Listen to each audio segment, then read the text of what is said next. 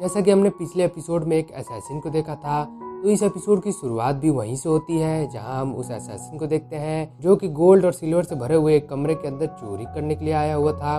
और उस कमरे का पहरेदार भी वहीं था, और वो चोर उस पहरेदार से बचकर कमरे पर लगे लॉक को अपने पावर से हटाकर अंदर चला जाता है। और अंदर एक और बड़ा सा लॉक लगा था, पर वो चोर उस लॉक को एब्जॉर्ब कर जाता है और कमरे के अंदर चला जाता है। अब तो आप लोग समझ ही गए होंगे कि ये कोई और नहीं बल्कि यांग होता है। तब यांग अपने सामने इतना गोल्ड और सिल्वर देखकर बहुत खुश हो जाता है और कहता है कि मैंने हाल ही में अपने रिफाइनमेंट स्किल को मास्टर किया है और ये अच्छा मौका है उसका यूज़ करने का। ये बोलकर यांग वहाँ के पूरे गोल्ड और सिल्वर को एब्जॉर्ब कर लेता है। तब अगली सुबह हम उन सभी गोल्ड और सिल्वर के ऑनर को देखते हैं जो कि कमरे से गुजर रहा था कि उसकी नज़र कमरे पर पड़ती है, तो वो भागा भागा कमरे में आ जाता है, जहाँ कमरे को पूरा खाली देखकर वो आदमी कहता है कि हे भगवान, हे हरि राम कृष्ण जगन्नाथ प्रेमानंद, ये क्या हुआ? वो वहीं पर बेहोश हो जाता है। तब हम एक शॉप पर बहुत ज़्यादा भीड़ देखते हैं। तभी उस शॉप के अंदर से यांग बाहर आता है और वो सभी से कहता है कि आप लोगों का मेरे शॉप पर स्वागत है और आप यहाँ से डिवाइन वीपन खरीद सकते हैं, वो भी सही दाम पे। ये बोलकर वो शॉप के अंदर चला जाता है। तभी उस भीड़ में से दो बदमाश बाहर आते हैं जो कि शॉप के अंदर चले जाते हैं। तब यांग उन दोनों से कहता है कि आप लोग मेरे वीपन्स को खरीदने आए हैं और वो थोड़े महंगे हैं। तब वो दोनों बंदे वहाँ पर रखे हुए स्वॉर्ड्स को देखने लगते हैं और जैसे ही मोटा वाला बंदा एक स्वॉर्ड को उठाने जाता है तो यांग उसे रोक देता है और कहता है कि मेरे वीपन्स का यूज सिर्फ एक कल्टीवेटर या मार्शल आर्टिस्ट ही कर सकता है, और अगर आप इसी तरह टच करने की कोशिश करेंगे तो आपको भी चोट लग सकता है। इस पर दूसरा बंदा कहता है कि तुम हमें डराने की कोशिश मत करो, मैं अभी तुम्हें इसे उठाकर दिखाता हूँ। तब वो उस स्वॉर्ड को उठाने की कोशिश करने लगता है पर उससे वो स्वॉर्ड नहीं उठता है। तब वो मोटा वाला बंदा बोलता है कि क्या तुमने आज खाना नहीं खाया, हटो मैं तुम्हें इसे उठाकर दिखाता हूँ। पर उस मोटे वाले बंदे से भी वो स्वॉर्ड नहीं उठता है, जिस पर वो दूसरा बंदा उसका मजाक उड़ाने लगता है। तो इस चीज़ से गुस्सा होकर मोटा वाला बंदा यांग से कहने लगता है कि तुमने इसे जरूर यहाँ पर किसी चीज़ से चिपका कर रखा है। जिस पर यांग कहता है कि इस स्वॉर्ड को सिर्फ एक मार्शल आर्टिस्ट या फिर कोई कल्टीवेटर ही उठा सकता है, क्योंकि ये एक मिस्टीरियस और बहुत ही मजबूत मेटल से बना हुआ है। और ये बोलकर वो उस स्वॉर्ड को बहुत ही आराम से उठाकर उसका यूज़ कर उन दोनों को दिखाने लगता है। जिस पर मोटा बंदा बोलने लगता है कि तुमने जरूर किसी मैजिक का यूज़ किया है। जिस पर यांग बोलता है कि तुम दोनों भले ही बहस कर रहे हो पर मुझे नहीं लगता है कि तुम दोनों इस स्वॉर्ड को यूज़ करने के काबिल हो। जिसे सुनकर वो दूसरा बंदा अपने स्वॉर्ड को यांग की तरफ करके बोलता है कि तुमने क्या कहा, जरा फिर से कहना। पर यांग अपने स्वॉर्ड से उस बंदे की स्वॉर्ड के टुकड़े कर देता है, जिसे देखकर वो मोटा बंदा यांग पर अटैक करने जाता है पर यांग अपने स्वॉर्ड से उसके आधी दाढ़ी को ही उड़ा देता है और उन दोनों से कहने लगता है कि अभी तक मेरे स्वॉर्ड ने किसी का खून नहीं बहाया है और क्या तुम दोनों टेस्ट करना चाहोगे कि ये कितना शार्प है। इस पर दूसरा बंदा डरते हुए बोलता है कि नहीं इसकी कोई ज़रूरत नहीं है। और वो आगे बोलता है कि ब्रदर आप तो बुरा मान गए, हम तो बस मजाक कर रहे थे, प्लीज़ हमें यहाँ से जाने दीजिए, अब हम आपको परेशान नहीं करेंगे। तब यांग उन दोनों को जाने देता है। तब वो दोनों उस शॉप से बाहर आ जाते हैं जहाँ अभी भी वो भीड़ मौजूद होती है, जहाँ एक बूढ़ा व्यक्ति पूछता है कि क्या हुआ। जिस पर दूसरा बंदा बताता है कि हमें तो कुछ नहीं मिला पर उसके बदले में आज हम दोनों की जान जाने वाली थी।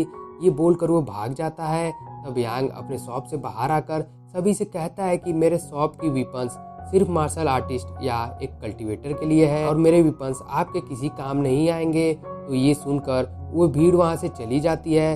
तब हमें रात में यांग को दिखाया जाता है जो अपने स्वॉर्ड को साफ कर रहा होता है। तब उसकी स्वॉर्ड स्पिरिट यांग से कहने लगती है कि मुझे नहीं पता था कि तुम हजारों लाखों गोल्ड और सिल्वर को 911 स्वॉर्ड की मदद से रिफाइन करके तुम एक शॉप को खोलोगे, और वो भी जिसका अभी तक एक भी कस्टमर नहीं बना है। इस पर यांग कहता है कि अभी तायुन में वीपन्स की कमी है, इसीलिए मैंने 911 स्वॉर्ड का यूज़ कर इतने डिवाइन वीपन्स को रिफाइन किया है और मुझे उम्मीद है कि मेरे वीपन्स तायुन के बहुत काम आएंगे। जिस पर स्वॉर्ड स्पिरिट कहती है कि अभी तुम्हें मेरे पावर के बारे में कुछ नहीं मालूम है और मैं क्या क्या कर सकता हूँ, तुम्हें अभी इसके बारे में कुछ नहीं मालूम, पर धीरे धीरे कर तुम्हें सब कुछ पता चल जाएगा। जिसे सुनकर यांग अपने मन में सोचने लगता है कि मेरे प्रीवियस लाइफ में मुझे ये सब नहीं पता था कि 911 स्वॉर्ड इतना पावरफुल है और इसके इतने यूज हैं। तब स्वॉर्ड स्पिरिट यांग को बताती है कि उसने 911 स्वॉर्ड का एक पार्ट सिटी के अंदर सेंस किया है।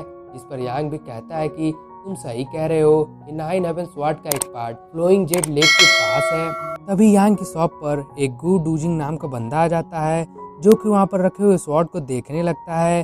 जिस पर यांग उससे कहता है कि अभी शॉप बंद हो चुका है, तो आप कल सुबह आइएगा। पर डूजिंग यांग की बात नहीं सुनता है और वहाँ पर रखी हुई स्वॉर्ड को चेक करने लगता है। जिस पर यांग उससे पूछता है कि क्या आपको कोई स्वॉर्ड पसंद आई। जिस पर डूजिंग पूछता है कि क्या तुम इस शॉप के ऑनर हो। जिस पर यांग कहता है कि हाँ, और मेरा नाम शू यांग है। तब डूजिंग कहने लगता है कि मुझे यकीन नहीं हो रहा है कि तायुन में एक हेवनली वीपन पेविलियन भी है। तब डूजिंग अपने स्वॉर्ड को यांग को दिखाते हुए कहता है कि ये मेरी स्वॉर्ड है, तो क्या मैं इसे यहाँ पर बेच सकता हूँ। तब यांग उस स्वॉर्ड को देखते ही पहचान जाता है कि वो ब्लैक ड्रैगन स्वॉर्ड है, जो कि एक डिवाइन वीपन है। और यांग डूजिंग से कहता है कि मैं इस वीपन को नहीं खरीद सकता। जिस पर डूजिंग कहता है कि क्यों, क्या इसमें कुछ खराबी है या फिर इसमें कुछ दिक्कत है।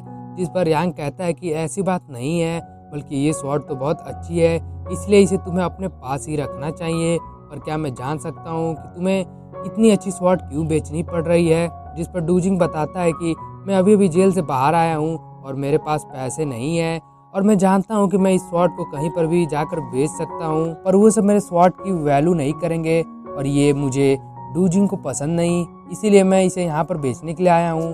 तब उसकी बात को सुनकर और उसके नाम को जानकर यांग को अपने प्रीवियस लाइफ की एक बात याद आ जाती है और वो सोचने लगता है कि ये डूजिंग मिडल ऑफ 3 रियाल्म के गु फैमिली से बिलोंग करता है, जो कि सिर्फ 33 साल की उम्र में ही 9 ग्रेट स्वॉर्डमैन बन गया था और वही सबसे पहला शख्स था जिसने स्वॉर्ड एम्परर पर अटैक किया था और उसे ब्लैक ड्रैगन स्वॉर्ड किंग के नाम से जाना जाता था।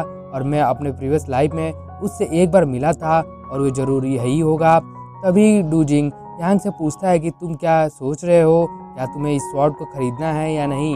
इस पर यांग उस स्वॉर्ड को खरीदने से मना कर देता है। तब डूजिंग वहाँ से जाने लगता है, पर यांग उससे कहता है कि मुझे तुम्हारा स्वॉर्ड नहीं चाहिए, बल्कि मुझे तुम्हारी सर्विस चाहिए। जिस पर डूजिंग पूछता है कि तुम्हारा क्या मतलब है। जिस पर यांग कहता है कि मैंने हाल ही में इस हेवनली वीपन पेविलियन को ओपन किया है और इसे संभालने वाला कोई भी नहीं है, तो क्या तुम मेरे साथ मिलकर इसे संभालना चाहोगे। जिस पर डूजिंग कहता है कि पर मैं तो एक सोल्जर हूँ और मुझे शॉप संभालने नहीं आता है। जिस पर यांग कहता है कि कोई बात नहीं, मैं तुम्हें ये सब कुछ सिखा दूंगा और मैं जानता हूँ कि तुम बहुत स्मार्ट हो और तुम इन सब चीज़ों को जल्दी सीख जाओगे। जिस पर डूजिंग भी यांग के साथ काम करने के लिए एग्री हो जाता है और इसी के साथ हमारा ये एपिसोड यहीं पर खत्म हो जाता है।